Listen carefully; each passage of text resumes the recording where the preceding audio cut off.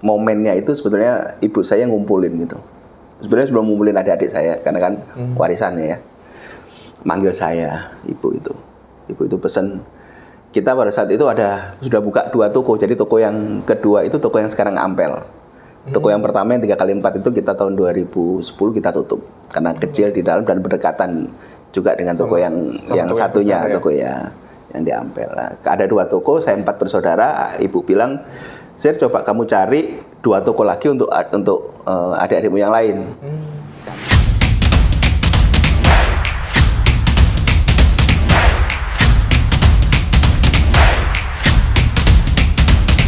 Assalamualaikum warahmatullahi wabarakatuh. Jumpa lagi di channel Review Bisnis Teman. Nah, ini sekarang saya sedang ada di salah satu usaha yang cukup terkenal yang ada di Surabaya ini, yaitu pusat kurma dan oleh-oleh umroh dan haji, yaitu namanya Lawang Agung. Nah, ini sekarang saya ditemani oleh sahabat saya namanya Pak Yasir selaku pimpinan dari Lawang Agung ini. Assalamualaikum Pak Yasir. Salam Mas. Gimana kabar? Alhamdulillah. Makasih ya. Iya, sudah lama kita nggak pernah ketemu ya. Iya. Sudah lama kita ketemu ya, akhirnya ketemu di sini. Agak kaget juga ya. Nah, ini ngomong-ngomong nih. Nah, jadi hari ini kita akan membahas seputar kurma dan bisnis kurma ya, Pak ya. Nah, tapi sebelumnya saya pengen tahu nih sejarahnya dulu bagaimana nih. Lawang Agung kan sejak saya lahir kayaknya sudah ada deh ini. Sudah, ya. Nah, mungkin bisa cerita ini Pak Yasir nih. Oke, jadi Lawang Agung ini memang kebetulan saya generasi kedua. Ayah saya dulu yang pertama kali membuka usaha ini tahun 57. Oh, lama sekali ya. 57, jadi sudah 10 tahun ya? 60. 12 tahun sejak Indonesia merdeka sudah ada. Iya. Lama sekali. Lama. Tapi dulu jualannya masih jualan ini Mas, jualan di Ampel, bukannya di Ampel. Ya. Jualannya itu masih jual, kalau sekarang itu istilahnya toko meracangan gitu. Jadi jual susu, jual sabun, jual roti. Serba gitu ya kira-kira. Iya, tapi kecil, cuma 3x4 aja tokonya. Cuma 3x4. Iya. Itu cikal bakalnya di situ. Wah, ini menarik ya, dari luas 3x4 sekarang jadi beberapa toko. Nah, nanti kita coba cari tahu nih rahasianya apa nih. Nah, itu gimana Pak? Dilanjutkan lagi Pak. Jadi berkembang, dulu namanya tokonya itu namanya belum Lawang Agung. Dulu awalnya itu dipakai nama S. Basrewan. Saya namanya Salim. Salim Basrewan itu marga. Jadi dipakai nama S. Basrewan, nama toko tahun S-nya itu apa? Salim. Oh, Salim. Salim, nama ayah. Tahun 80 itu baru pakai nama Lawang Agung. 80 pas ya. Tahun 80 ya. Tahun 80 itu Lawang Agung itu sebetulnya gini. Pintu gapura masuk ke Masjid Ampel dan Pasar Ampel gitu ya. Dari Pasar Ampel. Kita toko dulu ada di Pasar Ampel situ, Pasar Ampel. Tokonya dulu di Pasar Awal Ampel. Ya, 3x4 itu ada di Pasar Ampel. Sampai tahun 80-an mulai nama Lawang Agung. Dan tahun 80-an itu baru kita mulai jual kurma. Tapi jual kurmanya di bulan Ramadan. Hanya di bulan Ramadan saja. Terus pakai meja kayak gini aja ini. Jadi kalau mau Ramadan, meja dikeluarin dari mana baru ditaruh kurma. Dan dulu mungkin belum ada packing kayak gini. Belum. Satu jenis aja dulu kurmanya. Oh, cuma satu jenis dulu. Kurmanya karungan gitu tempatnya. Oke. Terus tahun 90-an baru mulai jual oleh-oleh haji. Terus tahun 2006 kalau nggak salah, 2005 atau 2006 baru kita itu jual kurma sepanjang tahun. Sebelumnya musiman. Dan baru tahu ya ternyata kurma itu bukan musiman ya. Bukan kalau sekarang ya. Maksudnya kebutuhannya. Iya. Insya Allah ya. Setelah pasar orang berangkat umroh itu banyak. Gitu. Sebelum itu kan sedikit, tapi sepanjang tahun itu banyak orang berangkat umroh sehingga kebutuhan untuk oleh-oleh meningkat sehingga kita tahun 2006 itu sudah nyemplung gitu lah. Benar-benar 100% kita fokus di kurma. Padahal awalnya bukan kurma. Awalnya bukan kurma. Berarti ada yang namanya momentum ya. Iya. Momentum pada saat berubah itu apa nggak ada yang protes keluarga awalnya jual ini jual kurma gitu. Jadi sebenarnya basic usaha dari ayah itu kue sebenarnya. Jadi selain tadi meracangan sama kue itu jadi saudaranya ayah itu banyak yang cewek-cewek bagian buat kue, nah, ayah yang bagian jual gitu. Oh gitu ya. Dan itu sampai sekarang kita masih pertahankan kuenya. Tapi hanya yang ada di outlet yang di Ampel. Oh, oke. Kayaknya kita perlu nyoba karena tahunya cuma kurma. Ya, tapi masih kita pertahankan. Terus sekarang juga tambah karena zamannya sekarang tambah frozen ya pakai frozen kuenya dalam bentuk frozen. Ya kalau kurma karena kita melihat sebetulnya kan usaha ini penopang utamanya itu kurma. Jadi kita jual yang lain-lain selain kue itu ya karena selain bulan Ramadan kurmanya nggak laku zaman sebelum itu dulunya ya karena orang cari kurmanya di Ramadan aja. Ya tahun 2005 karena kita sudah bisa jual kurma 100% ya sudah yang lain-lain karena hanya pelengkap aja. Kita dulu jual alat listrik, jual lampu, steker, jual alat tulis, buku dan sebagainya. Karena ya kalau setelah selesai Ramadan apa aja yang bisa dijual. Kita nggak fokus sebenarnya gitu. Oke, berarti ini pelajaran yang pertama nih. Mungkin untuk awal jangan fokus dulu ya. Oh iya. Ya. Karena beda-beda ini. Jadi ada pengusaha yang pertama harus fokus, ada yang jual apa aja. Nah ini pengusaha yang macam-macam dulu. Baru setelah itu fokus. Fokus betul. Tapi tetap ada fokusnya Pak ya. Iya. Gitu ya. Nah lalu berarti ini Pak Yasir generasi kedua. Ya. Nah ini biasanya ini ya generasi pertama adalah yang mempelopori. Generasi 2 atau 3 yang menghancurkan. Saya pernah mendengar kayak gitu. Iya. Ini tapi kok ini beda ini. Berarti ada suatu rahasia. Karena kalau saya amati ya generasi pertama karena yang bisnis cuman satu orang aja. Yeah. Generasi kedua anaknya sudah banyak. Terus masing-masing punya kemauan tersendiri. Nah ini gimana kok justru lebih baik di generasi kedua? Ini pasti ada rahasianya nih. Jadi memang kebetulan ayah itu meninggal tahun 2009. Bersamaan dengan itu momennya itu sebetulnya ibu saya ngumpulin gitu. Sebenarnya sebelum ngumpulin adik-adik saya karena kan warisannya ya. Manggil saya ibu itu pesen kita pada saat itu sudah buka 2 toko. Jadi toko yang kedua itu toko yang sekarang Ampel. Toko yang pertama yang 3x4 itu kita tahun 2010 kita tutup karena kecil di dalam dan berdekatan juga dengan toko yang satunya besar, toko ya yang di Ampel. Nah, ada 2 toko, saya 4 bersaudara. Ibu bilang, "Sir, coba kamu cari 2 toko lagi untuk adik-adikmu yang lain. Cari sekitaran Ampel, di Ampel Masjid atau di Jalan Gaji Mas Mansur. Pokoknya perlu cari 2 toko lagi sehingga nanti ada 4 toko."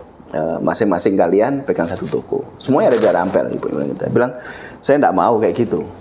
Janganlah, nanti antara satu dengan yang lain akhirnya jadi iri-irian kalau ada satu yang lebih ramai dari yang lain. Iya, akhirnya malah jadi sumber konflik. Terus tanya, maunya gimana? Malah saya kalau kepengennya ini dari tahun tapi belum kelakon ini. Toko itu bukan cuma 4. Toko itu kalau bisa banyak 100 gitu. Oh iya.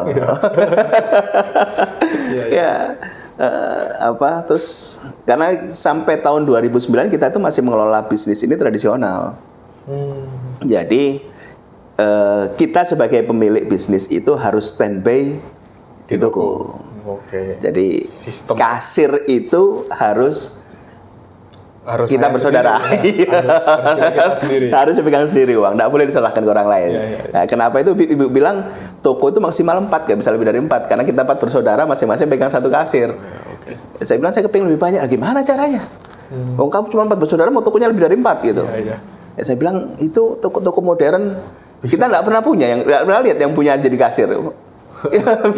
Sistem juga bisa jalan. Gimana caranya? Nah dari situ tuh saya mulai mencari informasi untuk belajar bagaimana mengembangkan bisnis untuk bisa tersistemasi dari yang berubah menjadi tradisional menjadi modern. sistem manajemen modern. Oke, berarti poinnya ini Pak ya.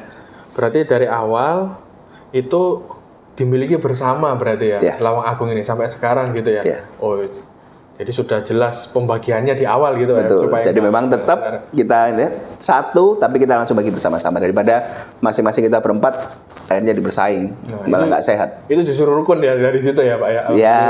Ya, alhamdulillah gitu. Ya meskipun ada dinamikanya ya biasa. Tapi di situ sebetulnya kalau saya melihat dinamika yang ada itu bagaimana kita bisa menunjukkan atau belajar dari kondisi yang ada. Namanya pemimpin itu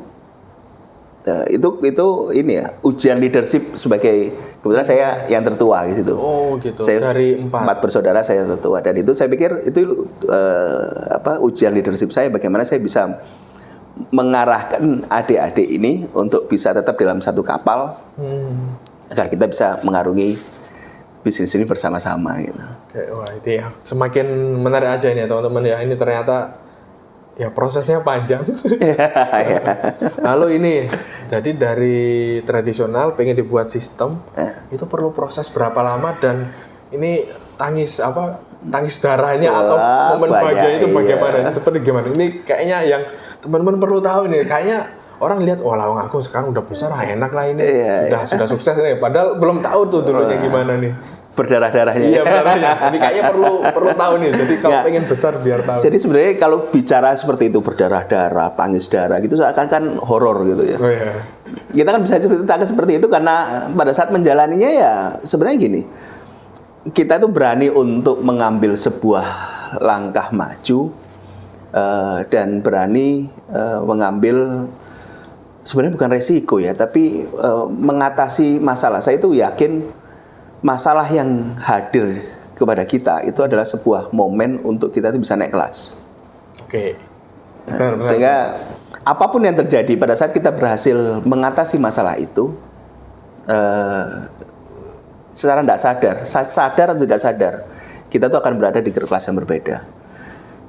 Dan pada saat kita ngerubah itu, komplain itu bukan hanya dari customer komplain, supplier komplain, tim juga komplain, adik-adik saya komplain.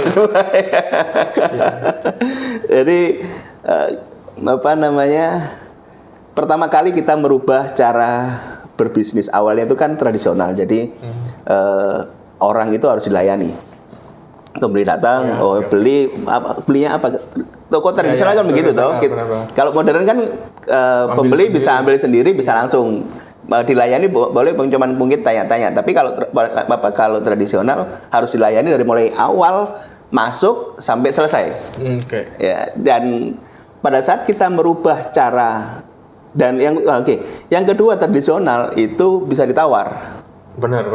Ya, ada proses tawar menawar gitu. Nah, tapi itu dirubah semuanya menjadi satu harga yang fix. Ya.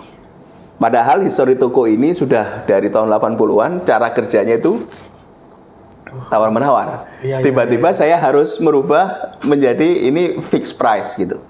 Ada harga yang terlabel, dan itu komplainnya juga cukup besar dari customer awalnya. Cuman satu yang saya pelajari dulu itu, saya kepingin melayani semua customer. Ya, siapapun, mulai dari yang bawah sampai atas. Saya kepingin belanjanya kalau ke rumah tuh harus ke kita. Tapi faktanya tidak mungkin kita mau melayani semua orang. Ya, di situ saya baru belajar yang namanya segmentasi. Segmen mana sebetulnya yang mau kita tembak. Dan untuk menambah segmen itu, apa sih sebetulnya positioning yang harus kita lakukan? Satu hal yang harus kita siap pada saat kita mengambil sebuah positioning, artinya, dan segmen tertentu, artinya yang bukan segmen kita itu akan pindah, akan lari, dan kita harus siap dengan kondisi itu. Itu yang tidak siap, kayak gitu. Yang tim internal adik-adik tidak siap. Orang yang biasa belanja kita harus lari ke tempat lain karena nggak sesuai di awal seperti itu. Jadi di awal kita sempat decline. Iya, pada saat itu decline. Bayangin udah kita punya pasar, terus tiba-tiba decline karena kita ngambil terus begini aja. Tapi decline sampai berapa persen ya Pak dari total tuh? di awal itu sampai hampir 50%. Tapi masih profit mungkin ya? Ya, pada saat itu masih Dikit ya? profit. Lumayan juga ya ternyata ya. Wah. Jadi tiap keputusan bisnis itu ada konsekuensinya. Iya. Dari konsekuensi ini kita nanti akan tahu ini kayaknya kita gimana, dan kalau kita sudah ngambil keputusan ini kalau balik lagi kan nggak mungkin Pak ya. Logika menarik saya dari teman mentor saya gitu. Pada saat kita kalau kita bicara gunung gitu ya. Gunung pada saat kita berada di puncak sebuah gunung, bukit ya. Pada saat kita berada di bukit itu kan kita berasa posisi tinggi gitu ya. Iya. Tapi pada saat kita akan berpindah ke gunung yang lebih tinggi, apa yang harus kita lakukan? Ya mendaki. Harus turun dulu dari bukit yang ada. Oh ya, bukit yang ada. Benar. Jadi bukit ini tinggi, pada saat kita sudah di tinggi sini, tapi ini sudah di puncak dan kita nggak bisa kemana-mana lagi. Ada sesuatu yang berbeda yang ada di seberang, mau nggak mau kita harus siap turun dulu. Iya. Ini tradisional. Pada saat kita mau bicara bisnis modern itu ada, kalau tradisional maksimal 1, 2, 3, 4 kecil. Tapi kalau pada saat kita modern itu bisa 100, itu kan tinggi. Dan sekarang mungkin kita masih di level di lereng. Tapi sebelum kita mengarah ke situ, hal yang kita lakukan, kita siap harus turun dulu. Benar. Nah, turun itu salah satunya ditinggal customer. Sebagian customer. Kayaknya customer-nya berpaling, dan mungkin juga tim atau karyawannya mungkin juga ada yang keluar mungkin Pak ya. Jadi kita kan memilih customer, kita positioning bahwa ke customer yang membutuhkan kurma berkualitas, pelayanan yang baik, dan produk yang bergaransi. Oke, kurmanya ada garansinya? Iya dong. Artinya pada saat diterima itu kita kalau memang ada kebetulan ada kutu aja gitu, dibeli cek ada kutu retur kembali, kita siap tukar. Nah, kalau kita mau bermain di level yang berkualitas seperti itu, ya mau nggak mau kita harus keluar dari perang harga. Karena kalau perang harga ya mau nggak mau efek akhirnya adalah kita mengorbankan kualitas tadi. Yang penting harganya murah. Kualitas seperti apa? Nomor sekian. Ya, betul sekali. Nah, kadang saat kita mau mengambil ceruk itu ya orang-orang yang pokoknya saya dapat kurma, tidak penting kurma seperti apa, harganya murah. Orang-orang yang customer tipikal seperti itu lari ke tempat yang lain. Dan kita fokus kepada siapa sih sebetulnya orang-orang yang membutuhkan barang-barang yang berkualitas. Ya, kita fokus di situ, alhamdulillah akhirnya ya kita mendapatkan ceruk tadi itu, ya, segmen itu. Ini saya baru tahu ternyata ada garansinya kurma. Jadi bukan hanya HP atau laptop, kurma ada garansinya. Ya. Karena jarang saya makanan kalau ada masalah itu ditukar bisa, atau kita makan nggak enak dibalikin, nggak ada garansinya gitu. Wah ini. Jadi memang kan perlu bahwa kita ingin memastikan penyimpanan, karena kita punya standar bagaimana cara penyimpanan kita, maintenance di suhu yang terjadi. Pada saat juga harus moving ke toko, kita juga harus ada standar. Yang standar itu sebetulnya kita yakin dengan standar yang ada, barang kurma yang kita deliver ke customer itu kualitasnya terjamin. Itu yang kita, meskipun mungkin tapi jarang lah kalau kita akan kurma yang berkutu, karena gampang sekali kurma itu berkutu. Iya. Mudah sekali kurma itu berkutu. Saya juga sering lihat gitu masalahnya.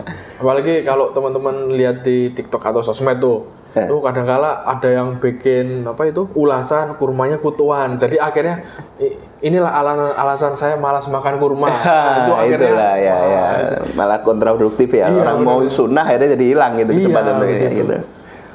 Ya itu sebetulnya jadi concern kita, dan dulu memang sering kita jual kayak gitu ya namanya, kalau dulu bahasa kita emang kurma itu ya berkutu itu biasa dulu untuk ini kayak gitu ya.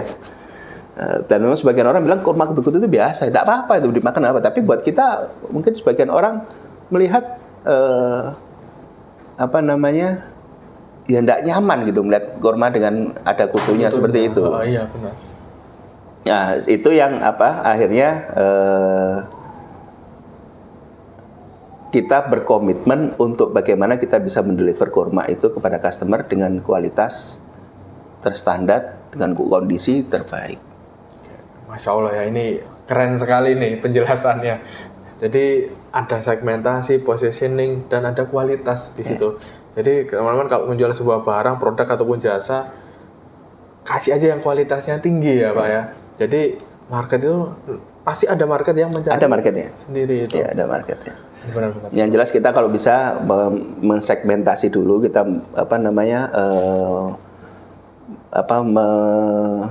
mereview dulu sebetulnya untuk segmen seperti segmen A katakan yang dibutuhkan itu apa aja gitu. Bagaimana? Jadi segmen yang saya bidik itu memang orang-orang yang membutuhkan produk yang berkualitas dengan pelayanan yang prima, standar pelayanan kita harus pelayanan terstandar. Kita punya sebuah sistem untuk tracing kalau ada pelayanan yang tidak standar untuk komplain itu kita harus minim. Artinya bukan kita nggak mau terima komplain, tapi kalau komplain itu benar-benar kita telusur dan kita selesaikan dengan sampai akar masalahnya di mana agar itu tidak terjadi lagi. Benar. Jadi buat kita komplain itu sangat penting untuk perbaikan kita gitu Pan gitu. Karena konsumen yang komplain itu konsumen yang peduli kepada produk Betul. kita gitu. Betul. Karena rata-rata orang kalau sudah nggak suka langsung pergi hilang gitu Pak ya. Ya. Oke, bagus sekali kayak gini ya. Nah ini ngomong-ngomong nih, sekarang kalau Lawang Agung itu sudah ada berapa sih Pak? Tadi kan ngomongnya 4. Nah ini dulu 4 nggak mau, tapi sekarang baru 4 juga. Oh sekarang 4. Oke. Mungkin cerita di mana aja nih? Ya tahun 2000 setelah ayah meninggal 2009, kebetulan ibu juga setahun berikutnya 2010 itu meninggal. Kita baru belajar untuk bagaimana mensistemasi bisnis gitu ya. Itu perjuangan luar biasa berdarah-darah gitu. Saya ingat satu hal yang kita tuh dituntut, balik lagi sedikit ya. Jadi ya. Kita tuh dituntut untuk kalau salah satu syarat toko itu kalau kita mau modern atau profesional, dituntut untuk bisa melakukan stok opnam rutin. Oke. Kapanpun itu ya? Setiap bulan. Oh, tiap bulan. Setiap bulan. Kita awal dulu Mas, stok opnam itu butuh waktu, menghitungnya barang aja butuh waktu 3 hari. Oh iya. Barang di sana belum terlalu. Menghitung barang 3 hari. Menghitung ya. Terus mencatatnya, mengumpulkannya itu butuh waktu seminggu. Jadi 9 hari. Dan itu harus dilakukan setiap minggu. Waduh, itu luar biasa. Alhamdulillah sekarang kita menghitung barang itu hanya 3 jam. Oke, ya alhamdulillah. Toko tutup itu dulu harus 1 hari 1 malam tutup. 2 hari bahkan tutup untuk stok opnam menghitung. Sekarang hanya 1 jam tutup. Jadi bukanya nggak diperlambat, dari pagi kita menghitung. Karena sudah terestimasi itu diperbaiki, harus dijalanin. Pada saat kita menemukan masalah jangan dihindarin, masalah diselesaikan. Kalau itu berulang, bagaimana pelajaran kita berambil dari problem itu, apa yang harus diperbaiki sehingga bisa turun-turun. Dari yang 3 hari menghitung jadi 3 jam saat ini. Nah dari awal itu saya salah satunya kayak gitu, saya jujur mulai belajar itu 2010. Mulai belajar bisnis. Belajar bisnis 2010. Sebelumnya bisnis as usual ya. Seperti apa orang tradisional juga bisnis. Tapi benar-benar belajar itu 2010. 2012 saya baru buka toko dengan 2011 toko saya toko yang pertama dibuka itu saya tutup. Fokus satu toko itu sistemnya dirubah 2011 itu. 2011 toko yang di Ampel itu dari yang tawar-menawar menjadi fix satu harga. Itu 2012. 2011. Nah, setelah saya melihat sudah bisa berjalan, baru buka toko yang di Kayusari tahun 2012. Dekat masjid. Di Masjid Al-Akbar itu ya. Itu 2000 berapa Pak? 2012 di Al-Akbar. Oh, setelah 1 tahun saja. Setahun. Oh. Mantap ini, percepatannya ini. Percepatan luar biasa, tapi setelah itu turbulensinya juga. Oh iya. Terlalu ini itu. Musiknya juga ya gitu lah. Itu masalahnya pada saat itu tim. Jadi tapi di situ inilah banyak pelajaran kita ini. Jadi kita perlu membereskan lagi untuk menstabilkan kondisi tim itu sampai hampir 3 tahun sehingga baru tahun 2013 2016 baru kita buka yang di Malang. Oh, dari 2015 di Malang. 3 tahun ya, perlu 3 tahun untuk menstabilkan tim ya. Iya. Nah, ini jadi jangan terlalu cepat buka cabang kalau tidak bisa mengatasi pusingnya ya, Pak. Karena kalau tidak benar-benar kita selesaikan, bukan tidak mungkin malah ambruk, mungkin ya. Ya, ambruk, malah tutup. Gitu. Tapi juga kita ketemu masalah lagi di 2015 itu. Setelah di Malang, Setelah di Malang, ya. itu ternyata kita punya PR yang baru kita sadar, itu PR marketing. Karena di Malang tempat baru, brand kita juga hanya dikenal di Surabaya. Oh iya. Di Malang itu brand kita belum dikenal dan di situ kaget kita pada saat itu, nggak siap. Kita ekspektasi kita tinggi, tapi ternyata loh yang masuk, yang belanja cuma segini aja gitu. Overconfidence gitu, terlalu inian. Nah, di situ akhirnya kita banyak belajar bagaimana membenahi marketing, sehingga sampai akhirnya tahun 2018 kemarin kita buka yang di Sidoarjo, kita sudah punya standar marketing yang baik di situ.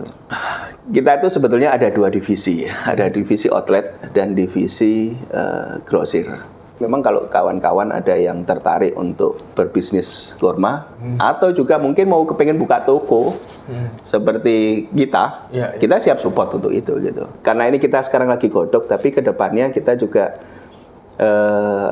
membuka peluang untuk kerjasama untuk buka cabang outlet. Oh, berarti